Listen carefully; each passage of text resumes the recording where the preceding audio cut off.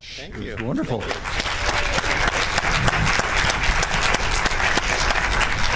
And so let's start off and talk a little bit about the movie, and then I think we'll probably go to some of the questions from the people here that can ask and find out about the things that you had in mind for the movie and how you suffered for the movie, and we'll try to focus in on the suffering.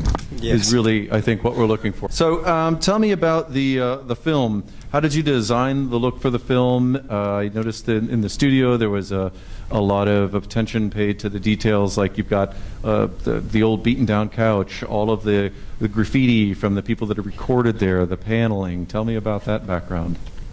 Well, we start with the script. You know, the script is where we wanted to design a studio that represented the Pete Jones character. He's an old punk rock icon. He's had some success. He's faded.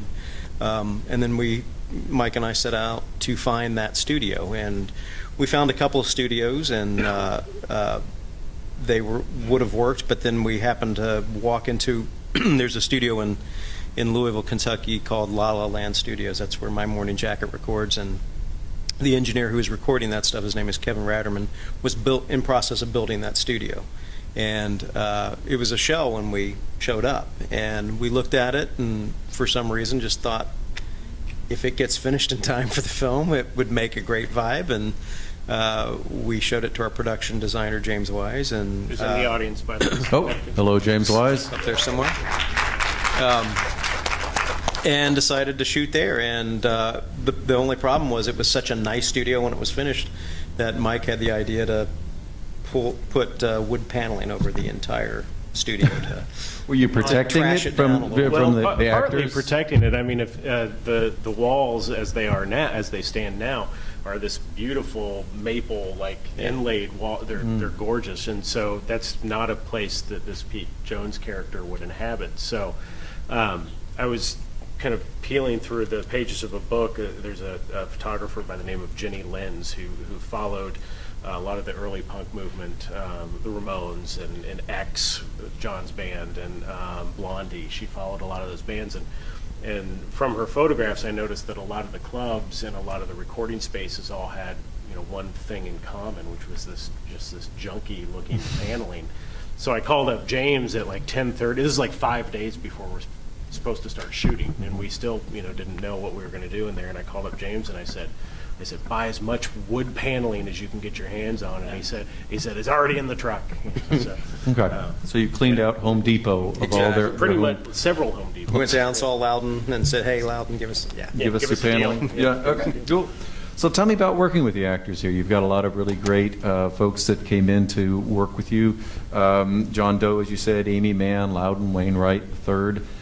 Tell me about working with some of these folks and what you learned about them that maybe surprised you and is reflected perhaps in the story. Well, to start, John and Loudon have acted quite a bit. Loudon actually started out as an actor and kind of fell into folk music, early in his career. And John's been acting forever. Amy's kind of always done videos and popped up in smaller parts, like in The Big Lebowski and things like that. But I think the biggest surprise was just how incredibly prepared they all were. They came to the set every day. They knew their lines. They knew their stuff. I think they brought that musician's work ethic. We've got a show. We've got this to do. We've got to, do it. I think the biggest adjustment for all of them was, especially for Joe, who, he's used to producing his own work and things like that. For the first time, he's used to when a musician cuts a track, the musician will then go and say, "Let me hear the track," and they'll hear it back. He had to get used to us going, "Nope, that take was great," and he'd be like, "Can I see it?" Like, "Nope, got to move." So, he had to kind of give up control of that. So a lot of it was, one thing Mike and I tried to do is create an environment where they were comfortable, could do their work, and we could just facilitate that. How did you get that kind of trust, though? I mean, that seems like something where he's really decided that he's going to believe in you, and that may have been something that you had to work on. Is that it? It goes both ways. I mean, you establish a rapport with your actors, but a lot of it was also Joe, too. Joe has worked, as a producer with John, Loudon, Amy, Karen. And so having him around, in addition to us, sticking lights and cameras in their faces, I think it just created a vibe. Everybody was comfortable. Everybody kind of was working on the same. There was no egos. Nobody was worried about being upstaged or anything like that. Would you agree, Mike? I would definitely agree. I think, John always talks about being the, deferring to the best actor on the set, and letting them lead the way. And we really had what I think are a lot of great actors on the Right. set, and so they didn't compete with each other. They fed off of each other, which was really, really nice. And Karen, who plays Rita, the lounge singer, she had never done any acting before, with the exception of what she does on stage with Over the Rhine. And it's so funny talking to her during the shooting. These are people that we see on stage performing, and we think they're supremely confident because they put themselves out there every single night. And, she just needed to feel like she was doing a good job too, And so she would come to me and say, how was that take? Can I do anything differently? And my comment to her was that the only reason that she would never act again is if she didn't want to act again. I Right. thought she just pulled it off so well. And we had, everybody did such a great job. And she had great delivery of the diaphragm line. Oh, I really, I It's, think that, that scene is funnier the second time because you watch her face every time he says diaphragm, and she just And she freezes. just kind of, she And if you flinches. don't know what's coming, it's so, Right. yeah. So that's a good reason to go out and buy it on iTunes. You can pre-order now. I wasn't sure exactly what you were going to suggest that they buy there. I want to thank you for making it clear that it's the movie that they should be purchasing. It comes with a diaphragm. Well, it's always Package practice, deal. practice safe movie. Anyway, Michael Fitzer, you're a Columbus native, right? So let's hear that.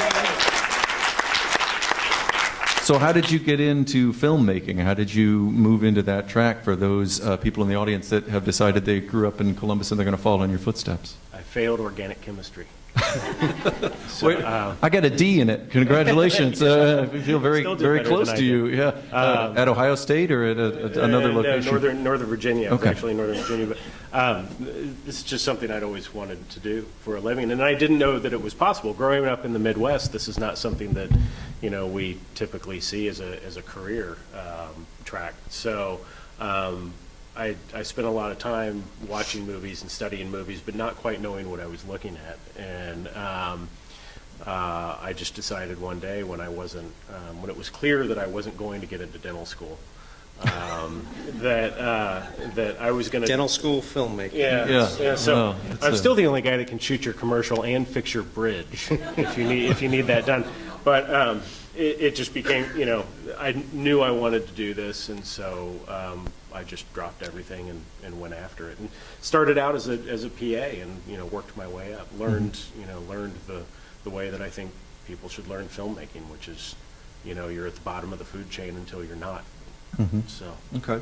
And Archie, how did you get into it? You're the co-writer of this film, so tell us a little bit about your movement towards getting into filmmaking and then co-writing this film. Oh, I started at the top. Privileged father. Right. No, very, very similar. I grew up in Lexington, Kentucky, and watched movies as a kid, and decided to go to film school, and got my first job on a low-budget indie John Sayles movie, and got lucky. The first film I did was 25 years ago, and it was a tiny budget movie, and I sold it to Showtime, and was like, oh, I don't have to go to LA or anything. I can do this right here. So I kept making movies from Kentucky, and they kept selling. So Mike and I joined forces, and there you go. Okay. And you shot it in Louisville, so you We kept did. it fairly close to home. Tell me about how that sort of works with the indie aesthetic, setting it in some place like Louisville, and the next one maybe Columbus, Yeah. Possibly. something like that. Yeah, Yeah, possibly. we have the location. We for